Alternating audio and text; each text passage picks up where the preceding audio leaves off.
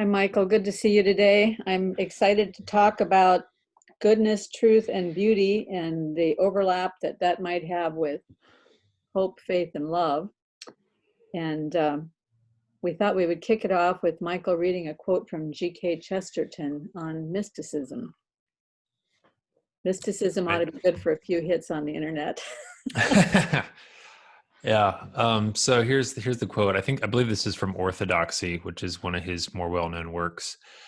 He says, "Mysticism keeps men sane. As long as you have mystery, you have health. When you destroy mystery, you create morbidity. The ordinary man has always been sane because the ordinary man has always been a mystic. He has permitted the twilight. He has always had one foot in the earth and the other in fairyland. He has always left himself free to doubt his gods, but unlike the agnostic of today, free also to believe in them. He has always cared more for truth than for consistency. If he saw two truths that seemed to contradict each other, he would take the two truths and the contradiction along with them. His spiritual sight is stereoscopic, like his physical sight. He sees two different pictures at once, and yet sees all the better for that. Thus, he has always believed that there was such a thing as fate, but such a thing as free will also. It is exactly this balance of apparent contradictions that has been the whole buoyancy of the healthy man. The whole secret of mysticism is this, that man can understand everything by the help of what he does not understand." Well, that sounds so much like one of the things I wanted to talk about. You had mentioned last time about beauty and the connection of beauty to all of these things. And so I was listening to the videotape of D.C. Schindler talk about von Balthasar's Theology of Beauty. And in that, he talks about this idea that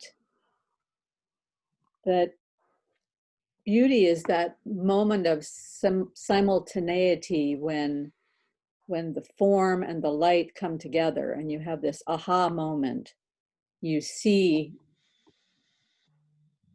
the thing itself and you see the thing that lights up the thing itself that makes it so transcendent in that moment.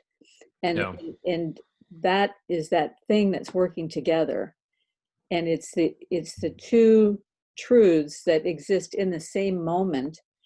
And I was also looking into this whole issue of hope, because at our church, the pastor did like a 6-week series on hope. And the teaching on hope was so rich and deep. And the very first week, he quoted this quote from Vaclav Havel, who was, during the Cold War, he was the poet of hope for the Czech people and later became their leader after the wall came down. I just think there's such an interesting overlap here. He says, hope in this deep and powerful sense is not the same as joy that things are going well. It's also not the willingness to invest in enterprises that are obviously going to end in success, but rather it's the ability to work for something because it is good, not just because it has a chance to succeed. The more unpromising the situation in which we demonstrate hope, the deeper that hope is. Hope is not the same thing as optimism. It is not the certainty that something will turn out well, but it is the certainty that something makes sense regardless of how it turns out. In short, the deepest and most important form of hope, the only one that can keep us above water and urge us to do good works, and the only true source of the breathtaking dimension of the human spirit and its efforts, is something we get, as it were, from elsewhere. So hope is something that we can only get from outside of ourselves, in the same way that in that quote you were talking about holding these two truths, and the confidence that they can both be true at the same time is something that comes from elsewhere, right? It transcends our circumstances. Yeah. Well, anyway, where would you go with that? Does that say Yeah. anything to you? There's something interesting going on here. In that DC Schindler video, one of the things he's going on about it, you talked about the two things at the same time, the simultaneity, and there's a bridging there between the objective and the subjective, which has been lost to us, that we're only able to see the truth in the objective world. And this is a big thing in terms of Barfield as well, that he sees that we've and he comes to this realization by looking just at the history of words and realizing that, contrary to popular belief, words don't start as objective representations of the outside world. They come from this, it's almost like they come from this more spiritual idea. And when I say spiritual, I don't even, it's such a word that fudges, as Paul likes to say. So it's, I want to be more precise. I'm even thinking like it's more about the internal consciousness of men, like that which we now are so dismissive of, that we deny our own conscious experience in so many instances in favor of this quote unquote objective point of view. And we also do what Barfield calls logomorphism, where we can't even read or understand our history or these great texts from the past properly, because we read back into them that same kind of quote unquote objective truth as the only means. Like, so we perceive that they must be trying to do the same things we are doing with our science and our objectivity, where that was something that was completely foreign to those people. And we've now gotten so entranced in it now that it is only, Barfield makes the point that it's only by this very disciplined set of imaginative techniques that we can even start to awaken, when we look at these old texts, a way of understanding the world the way they saw it. It's very difficult. And I find for myself, it's like, feels like impossible at times to see it. A lot of times, like when I'm listening to like Jonathan Pageau or something talk, I'm like, what is he talking about? Like, what is he seeing? And I can kind of piece it together slowly, but it's so incredibly difficult. Because there's this way of being has become so natural and so second nature to me that it's like it is very hard to get outside of it. I mean, it is only with a sort of attention to oneself and a sort of mindfulness of one's own consciousness that you can start to be like, okay, this maybe this is what they're talking about. And Barfield, his first experience of this was in poetry. That he felt like certain combinations of words would suddenly produce this felt change of consciousness, where suddenly he was aware of that simultaneity, that beauty, that being drawn up to another level that DC Schindler is talking about in that video. And his idea was that in that moment, it's not some sort of like, in the scientific frame, we would conceive of that moment as a sort of like, some random chemicals misfired in your brain, and like you had some random, feeling of meaning, but it wasn't really connected to any larger reality. Whereas, from the Barfieldian perspective, you're actually in connection with something. You're touching on some sort of ontological truth of the depths of reality, which in some sense is God. And his idea of participation is kind of, it's sort of in line with the what I've mentioned in terms of our conversations, that God has to be involved in the conversation, that there is this the nature of creation is such that there is this always already, I'm paraphrasing a quote from this book I just discovered recently. There's this always already participation in conscious beings now with God in the creation of the universe, that there is something, and we're not aware of it all the time, but we're pulled up into it in these moments of beauty, and that God himself becomes that bridge between objective and subjective. And there is Schindler's talking about that as the self-showing. mm-hmm. Beauty is a kind of self-showing. And I think what he means in that, he has to be referring to God's disclosure of himself to the individual in that experiential moment.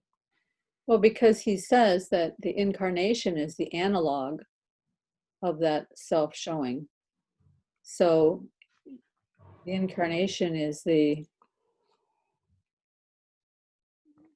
picture that we can see, right? I mean, it's the one that's most evident to us in our ability to process it, because God is transcendent. He's beyond our capacity to perceive. So he gave us this picture that's a very clear picture of what that self-showing is in the incarnation.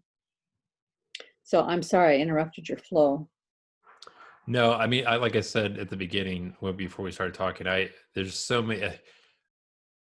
I feel like these ideas of Barfield are so foundational.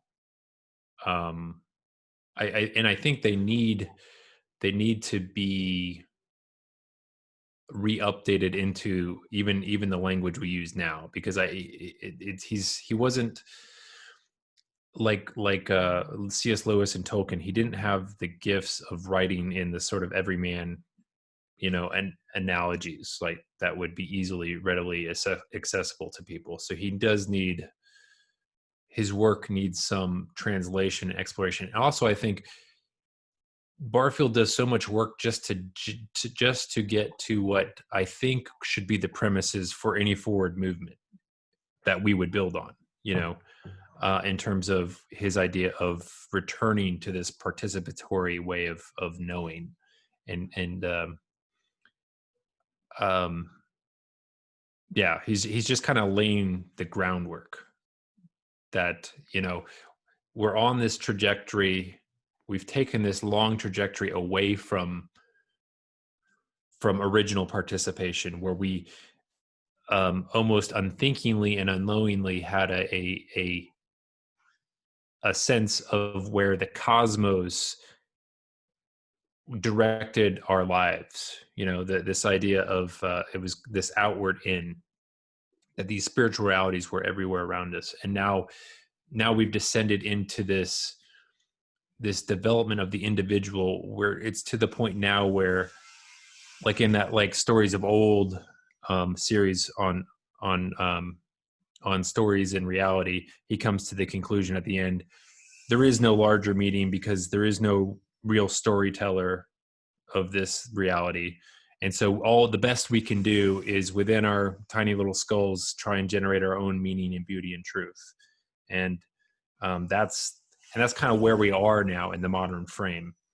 And it's like we're at this pivot point where, and the funny thing about Barfield too is he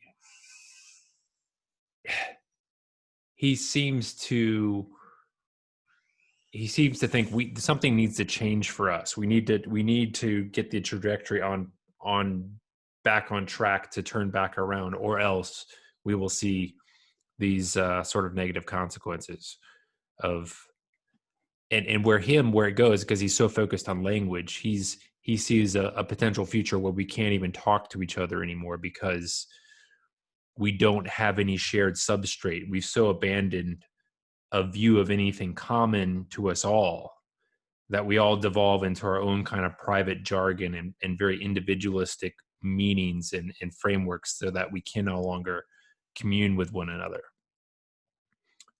as a real threat to the 21st century. Well, we see that. Without a doubt. Yeah. It's prophetic there for sure. Yeah. Um, but I guess that's where hope comes in.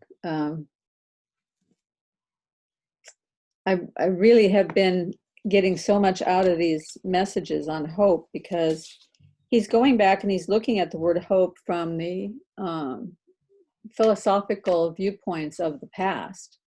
So it's kind of a Barfieldian move, because the way that modern people understand hope, aside from biblical hope, they think of hope as just optimism. The way that ancient people thought about hope was shallow, empty weakness. You would base your, if you based your future on hope, then you were just a complete loser. Yeah. So the refuge of the weak and the powerless. Yeah, exactly. And it was thought in a very demeaning way, that you were looking for some kind of deus ex machina outside yourself to swoop in and fix things for you. And so it was looked at from a very negative lens. But Paul, when he's writing in the New Testament, understood all those things that had been said about hope by Epictetus and all these former thinkers about hope. And he took it and completely reframed the meaning of hope and made it arise, instead of being this focus on empty optimism, he made it arise out of perseverance and character. Hope arises out of those things, and that hope is, well, the verse that we've been using to frame the whole series is Romans 15:13. May the God of hope fill you with all joy and peace as you trust in him, so that you may overflow with hope by the power of the Holy Spirit. The God of hope fill you with all joy and peace as you trust in him. Now that trust is the same word as belief or faith, many times in the scripture. And it has this meaning that, depending on the context, it can either be a self-serving, non-sacred sort of meaning of belief or faith, or it can be the belief that it proceeds from God's inbirthing of faith in you. So if you picture faith as being what God births in you, it's almost as though like hope is the womb and God births faith, Christ, in you, the hope of glory. And it's God's love that births that faith in you. That's interesting. Yeah, I think I wrote to you in an email, like there does seem to be something feminine about hope, in terms of this sense of the possibility, and I had an experience recently where I wrote to you and I said I was praying in the Spirit and had this sense of all these different possibilities that were laying themselves out to me as like a, and it did feel like it didn't feel like a command to go do X, but it did feel like, okay, if you want this, do this, kind of like set of like options of do these things. And there's this something about, in that video you shared, you talked about at the end of our last conversation with Jonathan Peugeot and I don't know, what's the name of the girl from Andrea with the bangs. Yeah. She's on the Discord occasionally as well. Talking with Jonathan Peugeot about the divine feminine and Mother, the Mary of Jesus, and the role she plays in the hierarchy of being and what she represents. And one of the things they talked about is that the feminine is there to frame reality. And to in that, even in like the story of Adam and Eve, it's the woman that gives the apple to the man, that asks the question, do you want to do something with this? And it's Jesus's mother who prompts him to start his miracles at Cana, right? She says to them, here's the question, they have no wine. What are you going to do about it? And he pointed out how unusual Jesus's response is, which is, it's not my time yet. And what Jonathan Peugeot says in the video is that he's saying it's not my time yet, because what he's really saying is I don't want to die yet. I'm not ready because that's what he's starting. The path of his showing of himself to be the Son of God is going to lead to is his death. It's like, but it's her like saying, this is it. This is now you're going to start down this path. But she frames the possibility of where exactly that path begins and that's the role the feminine plays. It's like it creates this frame for us to see the possibility and act within. And I find that really interesting, because I know there's some connection between the feminine and mysticism, which again are things that I feel like we've lost. We've lost the mystical way of looking at the world, the sense of the space, the possibility, the thing that the unanswered question, the unexplored parts of the map. It's like we deny their existence in the modern frame. Well, so let me throw something in here. So one of the other things that John Ortberg said about hope is that hope requires uncertainty.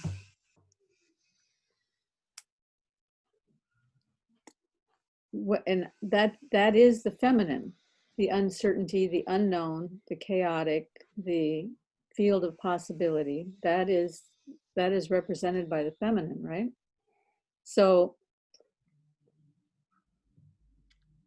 hope requires uncertainty. You want to get from point A to point B. There's a field of possibilities in the way. Mm-hmm. Some of those possibilities, like you said, you're praying in the Spirit and this field of possibilities opens up to you. You don't know right now which of those paths that you might start down and run into a major obstacle. I mean, right now they all look maybe pretty equal, but actually after you start on the path, there may be some major obstacle in the way of some of them and not in the way of others. And those obstacles are also gifts.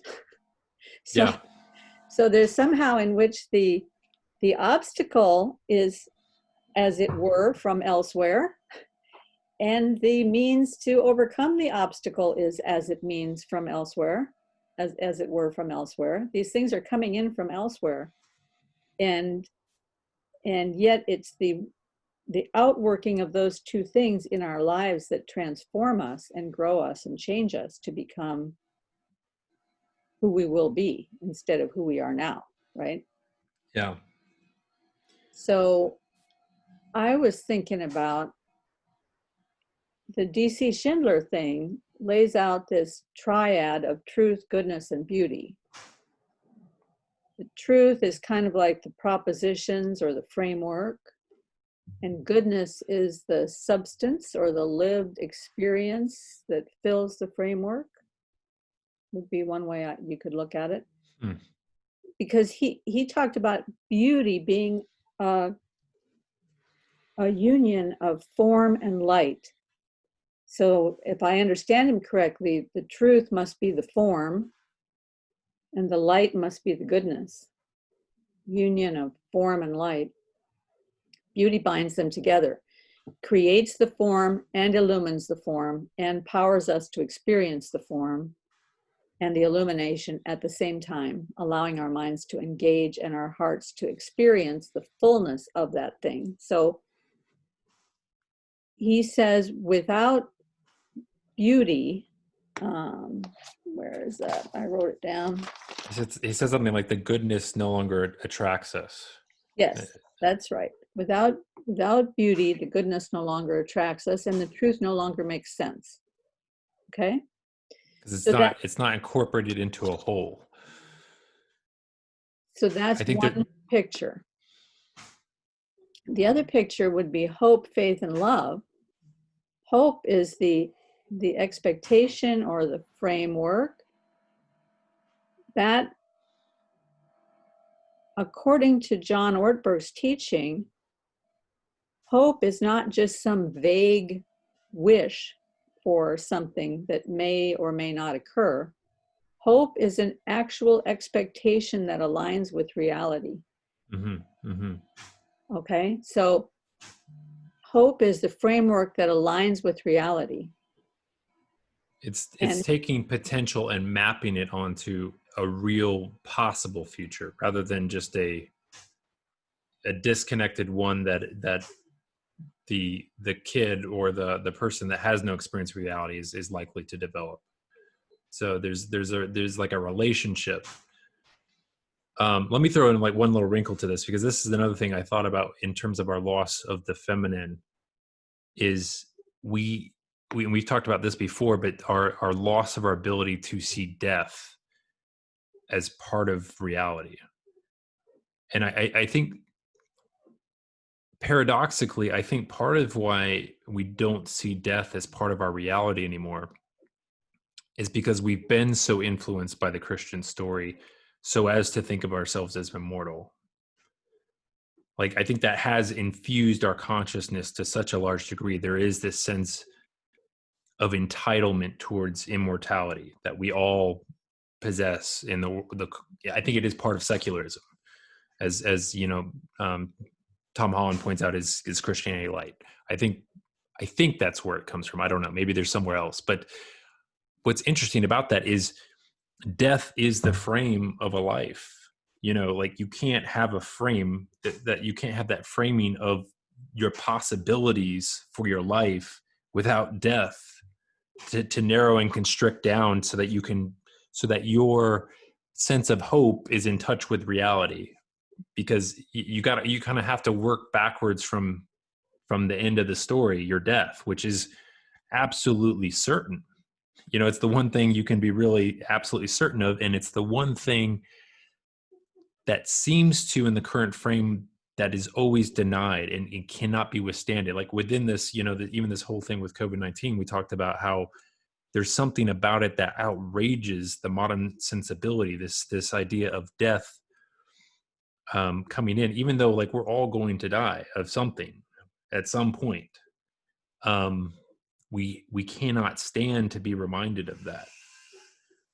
And I think that is something of a denial of the feminine, and the ways in which that frames the reality for every human life is that the knowledge of death. Even Jesus is not spared going through death to meet his glory. And yet, so how does it connect up with feminine again? because it's that framing, like, we've lost a frame. Uh-huh. You know, and so we can't. It's why so much of our thinking is so nonsensical, and it doesn't fall within any sort of pattern of sense making, because we don't have a frame on it anymore. There's this, like, even like in the scientism that we've talked about, there's this sense of, like, we're all just going to become immortal and just, like, you know, find the perfect drugs and unlock our own DNA and become, you know, or upload ourselves into the cloud and live forever. Like, there's all these kind of, I don't know, like, unassumed endings to the story where we don't die, and but we also, you know, I don't know, it's this weird nonsensicalism where it's very unarticulate, all these unarticulated assumptions, which we're seeing played out in some of our stories. Paul keeps bringing this up in some of his talks, talking about different shows like The Good Place and Upload, where we're trying to imagine what an afterlife looks like, or an afterlife that is of our own making would look like. And there's this sort of denial of death in all of it, which I think comes out of the Christian story. But it's like, I don't know. I think death is a huge part of the Christian story that has been lost because of this loss of the feminine. Well, let's explore this a little bit, because a lot of ideas are percolating around in my head. So we've lost the beauty of death in our everyday lives. It's And where you see the transcendent most clearly. well, yes, and in many ways, and at a very earthy level, every time a man climaxes inside a woman, that's a death. He's going through a kind of a death. Mm-hmm. And that is a picture of what the sacrifice required to give life Mm-hmm. is a death. And every time the seasons change and the trees lose their leaves and the flowers wither and fall and their seed falls into the ground and the seed dies in the ground and the seed cannot grow again until it dies. It has to lose its shell. It has to go through the dark and dank and all of that. There's a sacrifice involved with giving life every time. There's the sacrifice for the woman when the baby is born, because the birth process is like a death. All through scripture, when it talks about, labor pains and what that all entails. So there are all these little deaths that are pictures for us of what death actually means and what it looks like and the sacrifice that comes into that.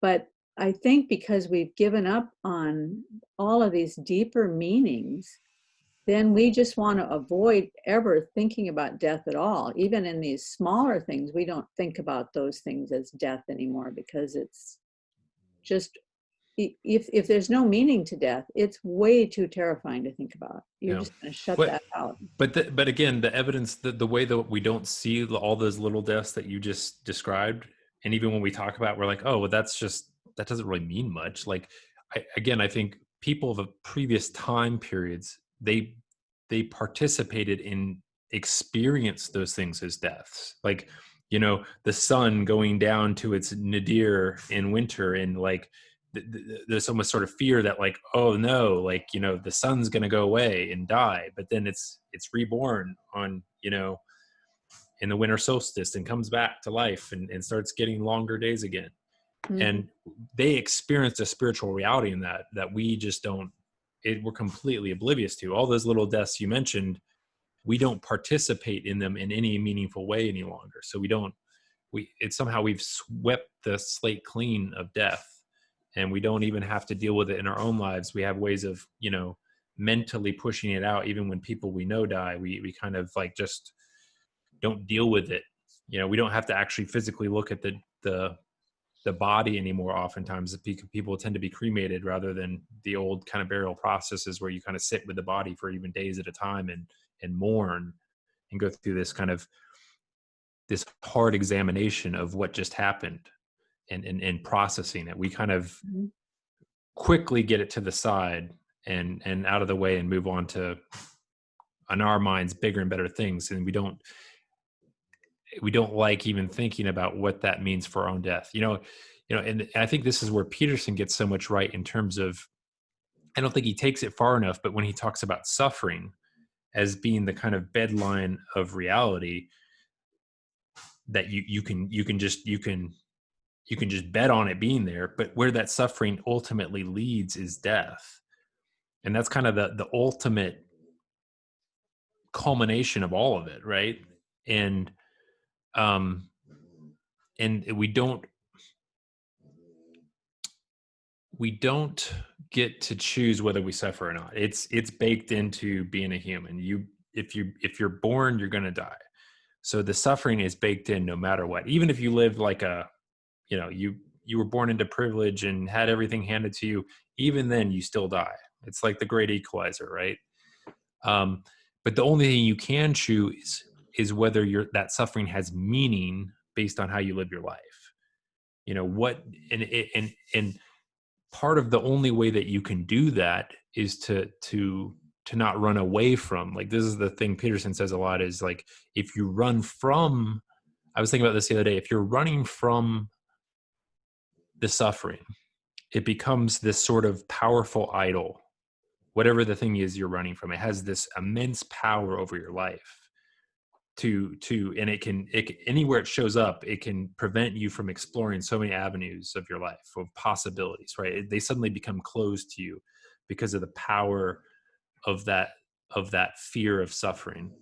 But when you turn and confront it, the suffering becomes this sort of portal to transcendence, to real meaning. Like when you're something changes in the structure of who you are when you voluntarily say, okay, I can't avoid the fact that I'm going to die. I can't avoid the fact that I'm going to suffer.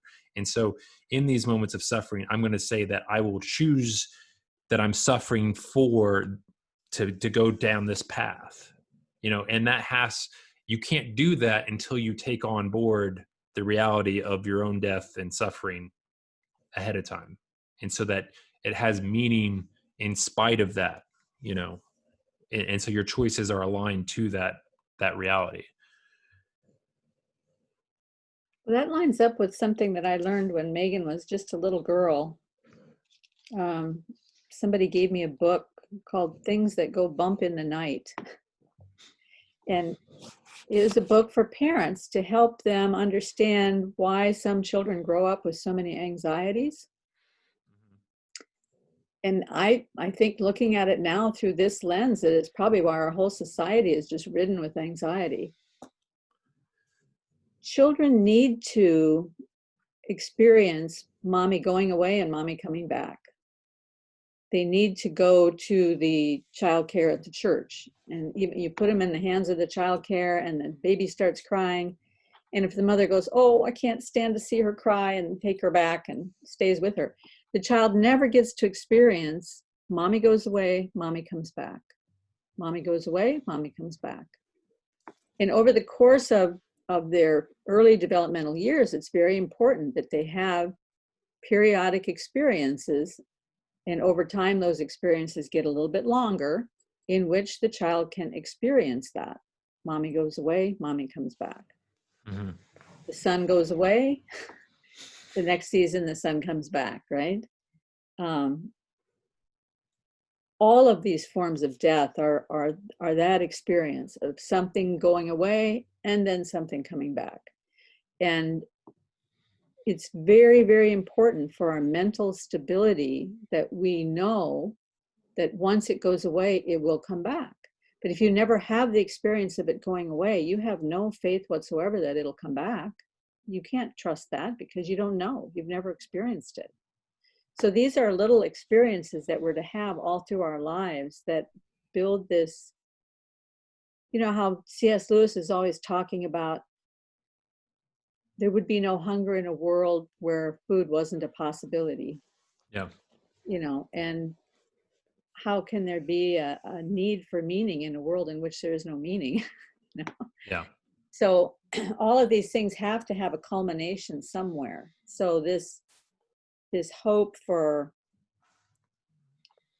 life coming back again, that's something that's baked into us also at the very beginning. But if you're never willing to experience the little sufferings, or if you're never allowed to experience the little sufferings, you never realize that there's any answer to those sufferings on the other side. Yeah. It reminds me of Mark Vernon. I don't know. He wrote a book on Barfield. About Barfield, yeah. Yeah, and he had a conversation with Paul, and I've had a few conversations with him as well. But he likens, the risen Christ and his early interactions with the disciples is kind of like what you were just describing, of like sort of like how even in a child in its very infancy, one of the ways you play out what you were just describing is by playing peekaboo. You go away, you come back, and you're teaching the kid something about the world in terms of like you said, it can go away, and I can experience the loss of it, and in some sense that actually heightens regaining it later. Mm-hmm. So you're teaching the kid that there's a joy to be found in this sort of thing. But he said that this is kind of like the church in its infancy is going through this with Christ. He like appears and he says, hey, don't worry, this is all part of the plan, here's why I had to suffer and die.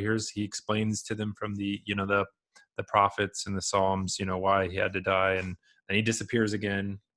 And then eventually he goes away. And, you know, and I forget which gospel it is, that the angels show up and they're like, why are you still standing here looking? Don't worry, this is part of the plan too, that he's gone away. And, you know, now you guys you're kind of, you got to grow up now. You got to kind of go do this thing on your own. And yeah, I don't know. It's interesting how these patterns. That's an amazing picture. Yeah, I thank you for sharing that. That's just so great. I really love that. So, so I was thinking about this thing that D.C. Schindler said about, so by virtue of beauty, truth is really true and goodness is really good. And without it, truth no longer makes sense and goodness no longer attracts us. It sort of becomes like kitsch, right? Like sentimentality, just all very shallow. And that is something that I have to fight against all the time when I'm trying to produce something that might be called art, because it's way easier to produce kitsch. Mm-hmm.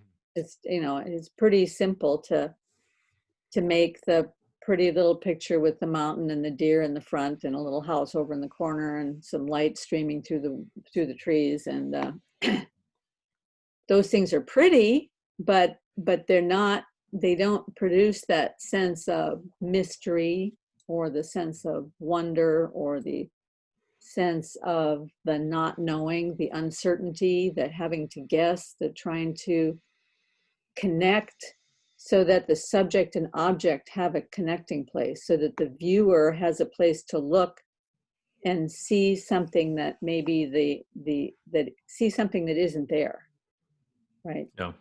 But it's like you're giving them a place to start, but you're giving them a place to also go. You're giving them a trajectory to follow away from the art that leads them somewhere. Well, yeah, hopefully, where if everything's contained in the picture, Thomas, what was his name? Thomas, he was known as the artist of light. He had galleries in every city in America. Kincaid. Thomas Kincaid. Everything's contained right in the picture, you know. There's a little house and there's lights on and the family's happy, and, you know, so it's pretty much kitsch. But would you say maybe possibly the difference between kitsch in the work of art is, it just occurred to me, maybe there's some incorporation of the suffering in the world into the true work of art, like that it's not denying that sort of complexity that suffering introduces? Well, it certainly is for me. When I get a sense of when I'm looking at other people's art, when I get a sense of some of the chaos or some of the complexity of thinking that went into it, or when my heart can attach to what I'm looking at in a way that sets up a thinking process inside my head so that I'm connected with it. Yeah, I definitely think there is something of that in it. The painting that came to my mind immediately when you said that is one that's called Feast in the House of Levi, which originally was called The Last Supper, and it was by Paolo Veronese. Gigantic painting, it probably 30 feet wide by 20 feet high or something. And it's at the Accademia in Venice. And it was one of my most extraordinary experiences with art, because you come into this room and it's like the whole room. And it's a table with a bunch of people sitting at it, and Christ is at the center. And he originally intended it as a painting of the Last Supper. But there's a lot of other things also happening in the painting. There's a dog over in the corner and somebody's playing with the dog, and there are a couple of guys playing dice on the floor, and there's some people over here trading. You can see he's a merchant and they're buying and selling, and there's a lot of groupings of conversations going on at the table. And right in the center is Christ and this little boy. And the little boy is the only one that's paying attention to Jesus in the whole painting. Everybody else is looking elsewhere. Mm-hmm. So Veronese was tasked with creating a painting of the Last Supper for this church. and this is or maybe it was a group of churches, I don't know. Anyway, he brought them this painting and they got furious. They were gonna,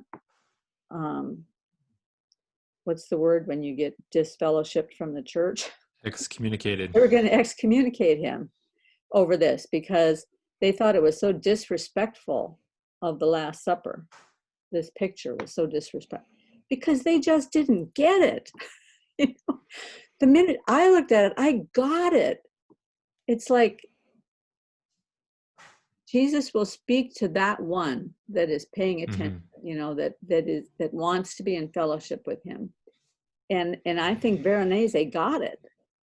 And he created this whole panoply so that the rest of us could see all this other stuff. Yes, it's going on, but where it's really happening is at the feet of Jesus, you know, Mary in communion with Christ, this little boy in communion with Christ. That's where it's really happening. So yeah, and so he had to change the name of the painting in order to not get excommunicated, which is why he changed it to Feast in the House of Levi, because then they could blame all the problems on Levi. That's interesting. You know, it makes me think, I just read something about Andy Warhol, and he was being interviewed about, you know, his famous Campbell soup collection of paintings. And he said something like, yeah, I guess he received all this kind of criticism and whatever about that. And they look like they're just, I guess he actually painted all those. And then he did use some manufacturing techniques to get in certain looks that he wanted, but I guess he spent quite a bit of time getting exactly the look he wanted. And he said, I don't think anybody should criticize my paintings until they've seen them in person. And I guess part of what he was, and then he said, people hardly ever look at anything. He said, and because it's too hard. And I think what's kind of hidden in that is, and I think Peterson's made this point, is like we're so quick to want to take the easy, you know, snap your fingers assessment of something. It is so difficult to look at something and keep looking and not take that kind of superficial, you know, first initial glance. And that's part of why, you know, as DC Schindler points out, you know, or maybe he does in that video, but like you can be having that interaction with the art and the people next to you don't. You know, but there's a looking and then continuing to look, and something sparks in that. Something of the whole comes together that was missing, but and sometimes does require quite a bit of, I don't know, unseen of how you would have initially, your initial suppositions about it, which I guess for some reason being in person with a work of art, the extra level of detail and complexity that you become exposed to in a real life viewing has a greater capacity to do that. You know, when you just see the digital reproduction of it, like a lot of the care that the artist put into it gets glossed over in that sort, or maybe even just see a thumbnail of it. You're like, oh, that's what the Mona Lisa looks like, you know? And so it's hard for you to really deeply engage it until you actually come face to face with it. Yeah, absolutely. I'm trying to think right now of this one artist who's very famous for painting cakes in a pastry shop. Can't think of his name. And if you just see a photograph of them, you know, they're pretty simple looking cakes, and it's not about the detail of the cake at all. It's more about the pastel colors and the shapes of the cakes and stuff. And you see a photograph of it, it's just nothing. You see one of those paintings in person, you're seeing the thickness of the paint that he lays on there and the way that one stroke lines up against another stroke, and the subtle shift in tone from one spot to another spot. And I mean, you're looking at it and you're just like, how on earth did he do that? I mean, it's just inconceivable. And even just seeing that, like the white background, how he painted that white background, there's so much depth and complexity in this field of white. And Yeah, I kind of hate it when people look at my art online, because you can see all the problems and all the messes and everything when you look at it online. But when you see it in person, there is some sort of a experience that happens that you don't see in a digital representation of it, for sure. While you were just saying that, it reminded me of our previous conversation where we talked about, the artist in a story has to lay down their life for their character. And so, in what your description of that artist, in a sense, is laying down their life for their art in terms of the care, like think of all the huge percentage of his brain and his concentration that had to come alive with that work of art for it to, and there's something about that, like, it's like we immediately, when you're in the presence of that level of complexity, it had to come from this deep love and desire.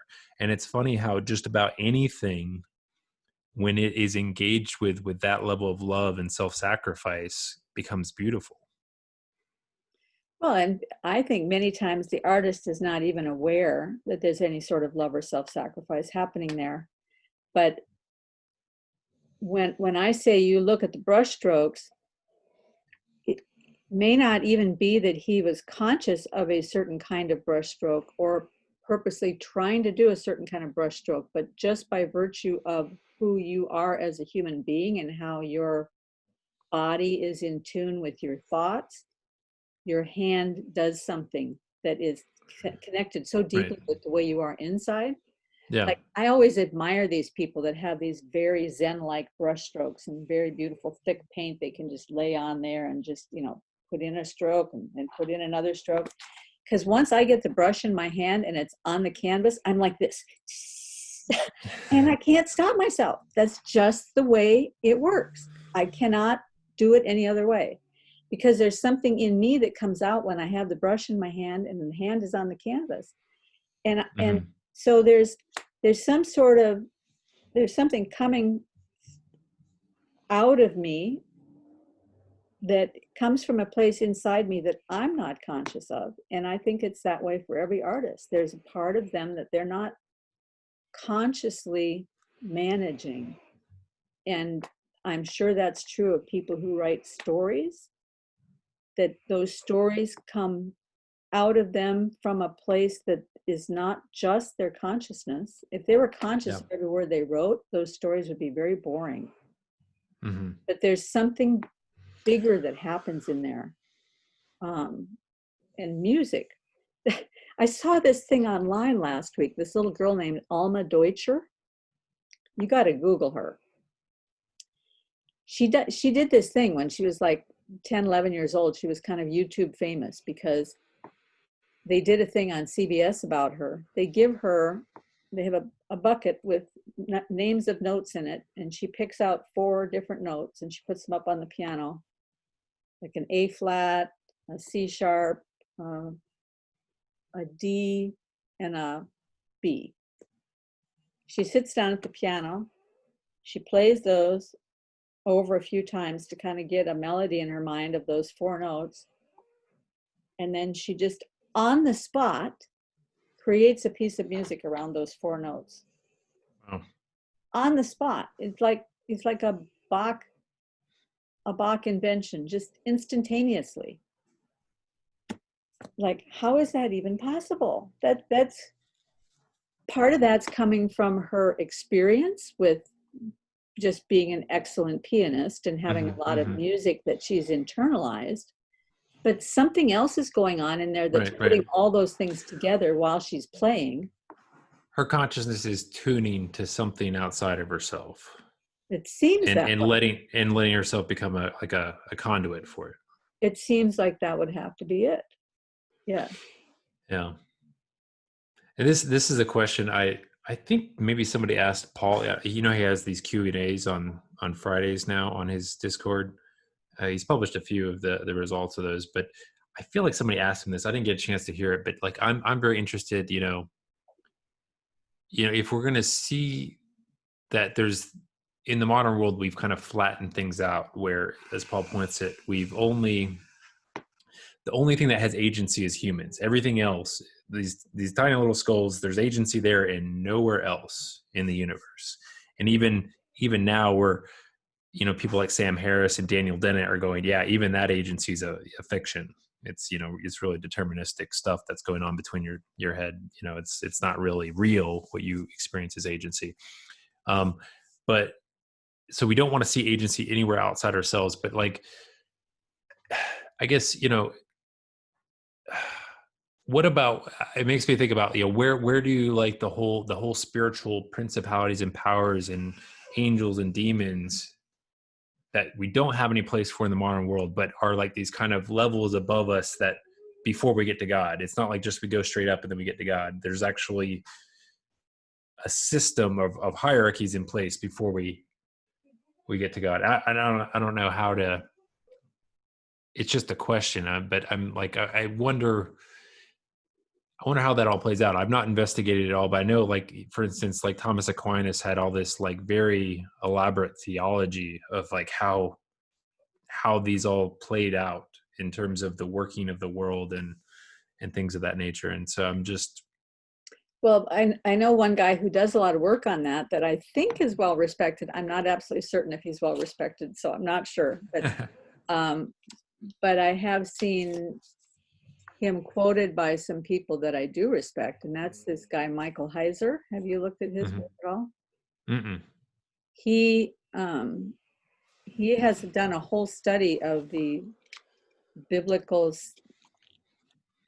words that are used for all those demonic powers and principalities, and how that all fit in with biblical reality back in the day and all of that. That's not one of my particular interests, so I didn't go too deep down that rabbit hole, but he is a guy that you could look at. Yeah. But I was going to go back to this thing what you were talking about, like with as you were discussing that, it made me think about another thing that in the Schindler Balthasar thing, where he was talking about beauty.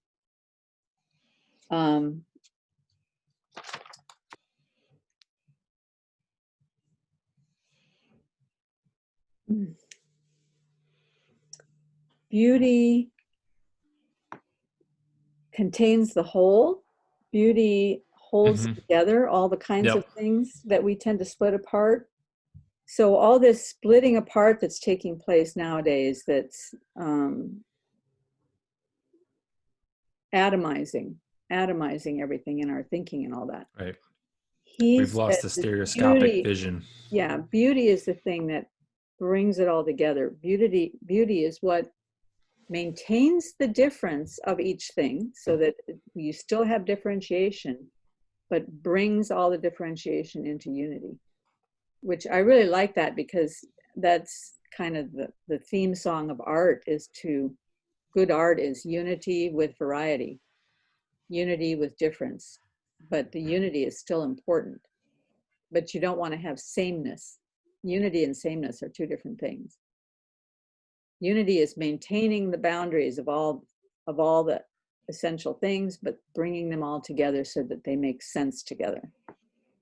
And so he talked about how that beauty connects transcendence and immanence. It connects body and soul, intellect and senses, mind and heart, subject and object, the supernatural and the natural.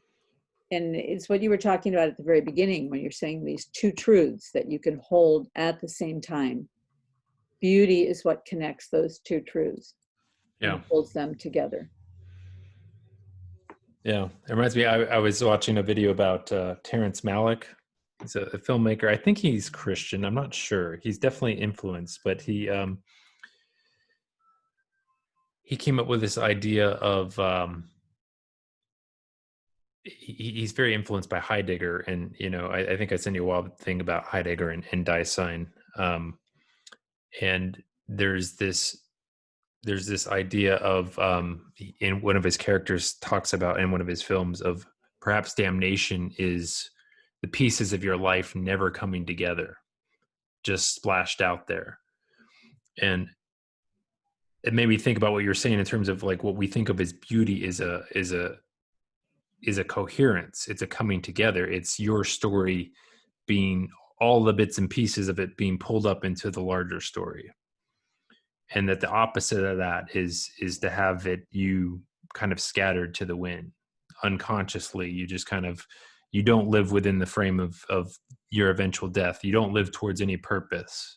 You just kind of have this kind of unthinking, unconscious existence. And I think for me, I don't know if this is true universally speaking, but I think maybe it is because, again, secularism is even still very Christian influence. For me, the ultimate form of beauty seems to always correspond with redemption. Because again, and maybe this is my own personal lens, but it feels like because it incorporates the suffering into the goodness, right? It kind of, and it's similar even to that we were just talking about with the game of peekaboo, where the lows make the highs higher. You know, even Jesus goes to the very bottom and pulls up the lowest of the lows into and weaves it into the story of the highest highs. So it's all connected together. That's what, Jonathan always talks about, how Christ is there to pull everything together. He incorporates everything. He goes to the outcasts, the prostitutes, the tax collectors, to bring from the outside, to bring them back in. And at least for me, that seems to me to be the most beautiful. But and it's also that same story of pulling everything together. It's giving context. It's giving context to every part of the story. Mm-hmm. Because that's what meaning does. Meaning gives context to everything. And if you disavow meaning and say there is no such thing as meaning, like stories of old, basically you're saying that there's no context for anything. So if there's no context, of course it's just spinning off into space. And let me read a quote to you I really like. Well, two quotes, because I think this might help us kind of wrap things up a little bit. This is from John Eldridge. Mm-hmm. He's the guy who wrote the Wild at Heart, was one of his books about. I feel like I maybe stumbled on a book by him today when I was Googling for something, and I feel like his name came up. I can't remember what book this one comes out of, but it's one of his recent ones, and I just think it's an amazing quote. He says, "We who are God's beloved created a cosmic crisis, and he launched the greatest campaign in the history of the world to get us back. He used beauty and affliction to recapture our hearts. After all else failed, he stole into the enemy's camp incognito, the Ancient of Days disguised as a newborn." Which is, what D.C. Schindler was talking about, is the self-showing, the incarnation being the analog of beauty. And then I also read this from, I think this was in the New York Times the other day. There's a Black writer by the name of Esau McCaulley, and he was talking about redemption and the resurrection and how that gives us a frame for the current problems we're facing today. Mm-hmm. And he said, "Our limited imaginations do not form the boundaries of what God can do. We have limited power to maim and kill or be killed, to make promises of social unity that we often lack the power to actualize. But a God who has defeated death and called to himself a people who understand the full scope of his victory, that God is unstoppable." That's really good. I have a few, maybe we could close out. I have a few Chesterton quotes that maybe would be a good wrap on this. One of them is Chesterton's talking about why Christianity is so successful. And he says, it's because it met the mythological search for romance by being a story, and the philosophical search for truth by being a true story. And I think that's where the incarnation becomes so pivotal here. And then he also says, I had always believed that the world involved magic.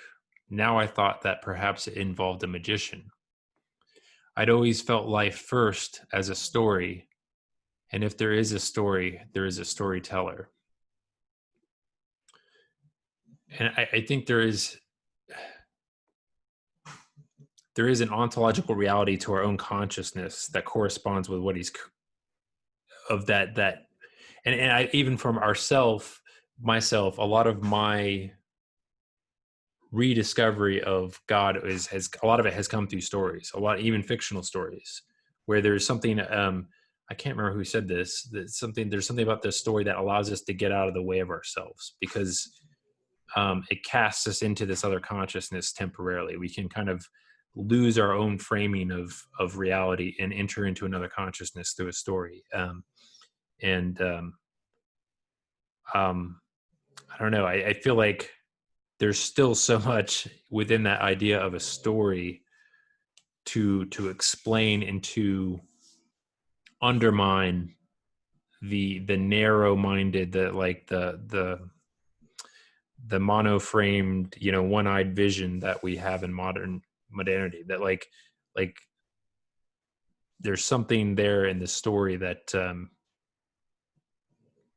that undermines that, because it aligns so quickly with our consciousness that we engage with it effortlessly. Like it doesn't, like, you don't think to yourself while you're watching a movie, okay, remember to suspend your disbelief, remember this is just a story, and you don't do any of that. It becomes so effortless within that format of storytelling for you to imbibe and imagine that it is all real. It all emotionally becomes a real and alive to you, to the degree that it's successful and it's in what it's trying to accomplish. And I don't know, I feel like there's even, maybe it's something we can continue to push into, but there's depths to be explored in that idea of reality as a story, I think. Yeah, and push into it and push back against people like stories of old, I guess. There's I have my own quandary about the way I react with stories, in that I tend to like stories that have a kind of a feel-good, almost a kitsch about them, because stories that get too close to real suffering, the kind of suffering that actual people really go through, Yeah. I have such a hard time with that. And I don't know why. It makes me feel like there's some weakness in me. You were talking before about how you have to face into something. You have to walk into the thing in order to get that portal to another Yeah. level. And I feel like that's one area where there's a great weakness in me, because I avoid like the plague these stories that start to go south, and there's no redemption coming. I need to see the redemption at the end. And maybe there's a fear in me. I don't know. Maybe there's a fear that if they don't hand me the redemption story on a silver platter, I'm going to fail to see it. I don't know. But I noticed it the very first time when I was a young woman, and we had heard all about this movie Deliverance. So we went to see the movie Deliverance, and we're like 10 minutes into the movie, and I just was gripped with this fear of what terrible things were going to happen in this movie. And I knew that I couldn't watch it. I just knew it. I had to get up and walk out. And that was back in the day when money was a real thing. And you just didn't blow the money on a movie like that for nothing. And I couldn't get my ticket back or anything. But there've been quite a few things since then that have done the same thing to me. I literally cannot sit through it. Now, I've gone through a lot of personal things in life, and I seem to be able to go through it when it's a real thing. But when it's this compacted all of the essence of this misery and suffering and everything is, and they make you engage with the person who is suffering. They make you take that person's place, because you can't stop yourself, like you said. Yeah. You always put yourself in the hero's shoes, even if the hero is like some like person that's robbing banks or something. You immediately identify with them and their problems and their struggles. Or if it's some criminal enterprise, you might be identifying with the people that are getting hurt, but you're still identifying with somebody. You enter into some, and that's a very mysterious thing, isn't it? That it's like virtual reality without virtue of the virtual reality. Yeah. I often thought it would be really cool if like to write a book where like potentially like every fictional character of sufficient, complexity, it was actually real in some way, and that you could go travel and interact with them. I don't know. There is something interesting going on, as Tolkien referred to, as we play this kind of sub-creator realm in terms of how we craft reality. And obviously stories are a big part of that, and have had a tremendous influence on, I mean, where we are as a society now. One that I think we greatly underestimate. And for me, even I like watching bad stories. Time is so precious that I usually won't seek one out. But if I get stuck in a situation where I'm watching a poor story, I actually end up really liking it still, because what's interesting is when you see a story that isn't functioning well, it actually illuminates a lot of things. Like where I had that reflection on that I only like stories if I can tell the writers like their characters. That was from watching stories where I could tell they didn't, and I was like, I was trying to put my finger on what it was that was so grating to me about engaging with the work and on a deep level. So yeah. Did you ever see Midnight in Paris? I'm sorry? Did you ever see Midnight in Paris? Oh yeah, it's a Woody Allen film, right? Yeah. Yeah, I have seen that. Because that's kind of the opposite of what you were talking about. You were talking about a story in which you engage with all these fictional characters as though they're real. But Midnight in Paris, he engages with all these real characters as though they were fictional. Because he goes back in the past, and I mean, he actually has an experience of meeting up with Hemingway and all the, Picasso, all these different artists, Gertrude Stein, all these actual people from the 20s and 30s, and he lives out his story in their frame, and yeah, it's a silly movie. It's kitsch. I guess it's kitsch, but I really liked it. I remember I did like it. I just saw it so long ago. I can't really remember a lot of details. But I do think, like, there's something, and this is getting back to Barfield as well, that there's something that he believes, like, where the imagination is going to have to be regained and utilized in a sort of systematic faction to pull us back together.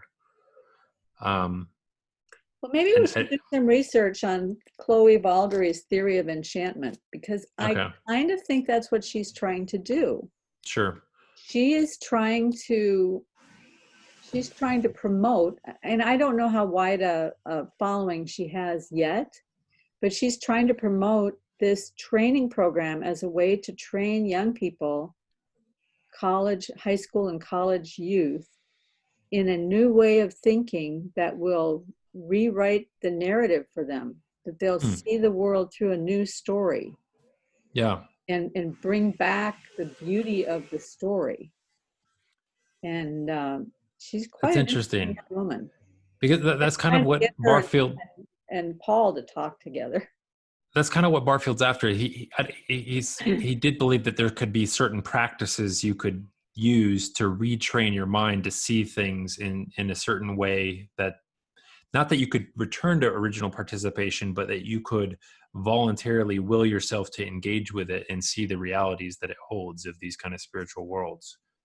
And I do think, who's that guy what's his last name? Stock, yeah.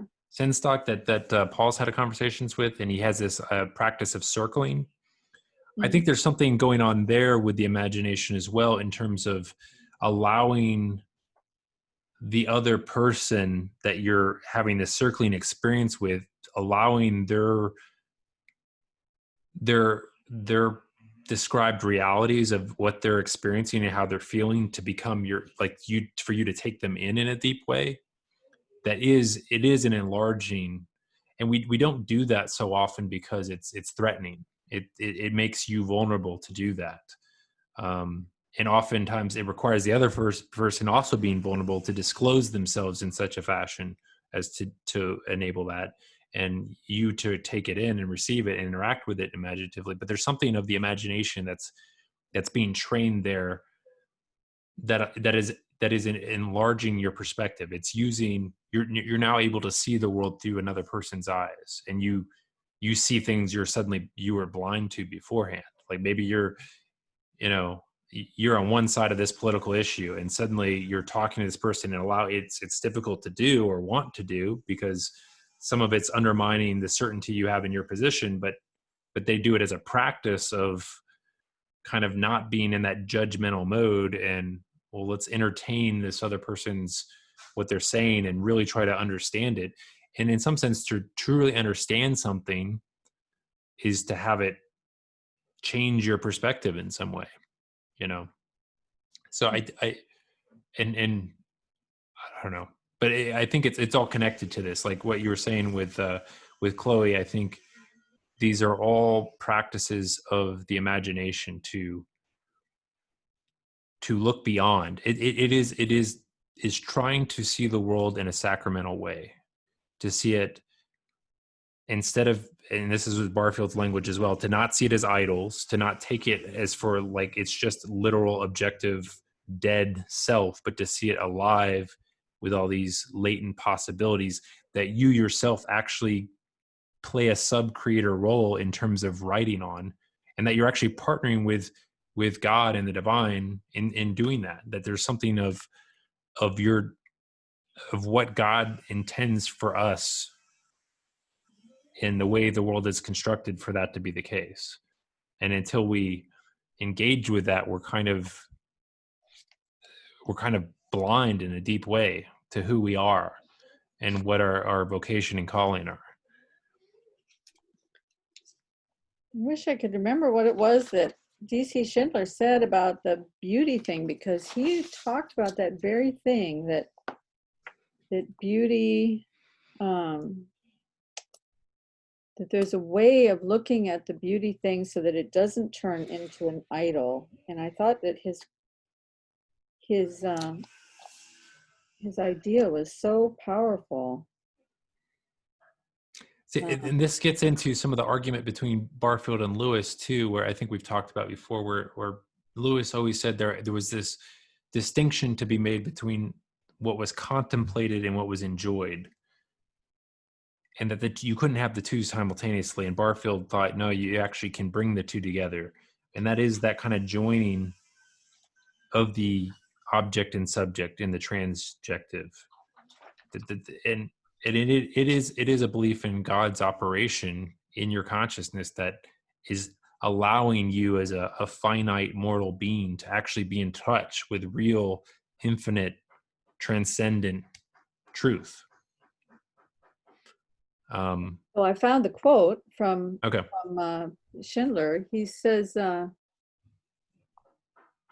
he's talking about the full use of human freedom that is inside of our being lifted up to God, and that a proper engagement with the theodrama, the drama in which the drama that God has created, right, within the theodrama, yields wisdom or truth. It's not merely the fruit of freedom, but the result of the engagement with beauty. Because if we focus only on human freedom, God would be under our control. in the same way, if we focus only on human reason, then God is under my control. But when we are moved to respond to God, we respond and then we understand, in the same way that when we see the beautiful thing, and then the rapture brings us up into the thing, right? So our seeing, we tend to think our seeing it is under our control, our focusing on it is under our control, but it's not really, because the rapture It's a both and. come at the same time. Right. But if it were strictly the rapture, then it would be, then God would be completely in control, and there'd be no place for man at all. It would be completely deterministic, because he would produce in us this feeling that we had to respond to. But he's saying there's a balance between these two things, because there's happening simultaneously, and that's where the beauty is. See, and this is where I think the mystery of male and the masculine and feminine is at the heart of all reality.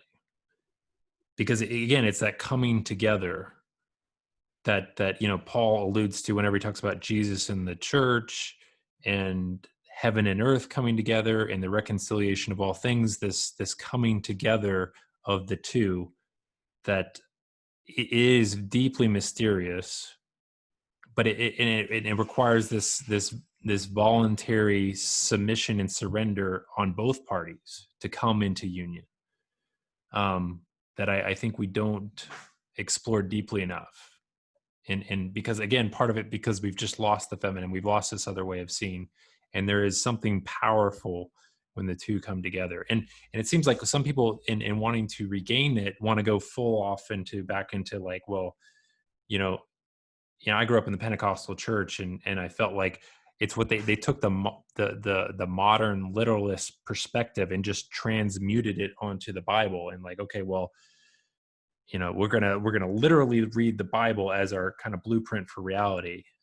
So like, for instance, the Pentecostal church I was a part of, like, if you don't speak in tongues, you don't have the baptism of the Spirit, because it says in Acts that was the quote unquote initial evidence. So they kind of have this like scientific formulaic perspective on the Bible that's influenced by the time they're in.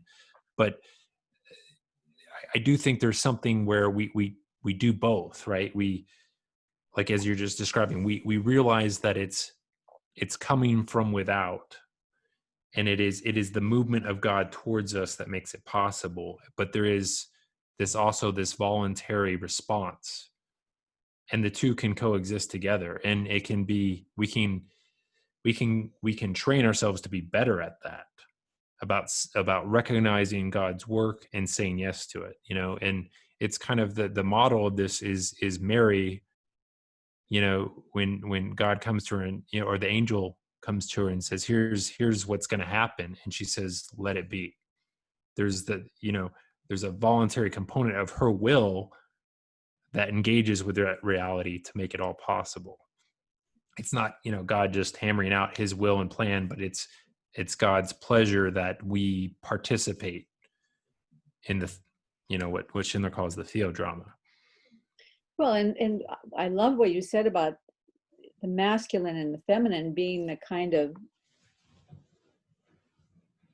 it's the fractal, it's the fractal thing.